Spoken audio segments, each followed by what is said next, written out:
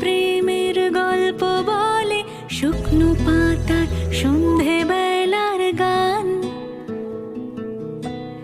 কোন হরিণের দুষ্ট ছায়ায় খেলনা দোকান ডাকছে রে আয়, ভুল করেছি আর যাব না মিথ্যে মায়ায়, চমকাবো না।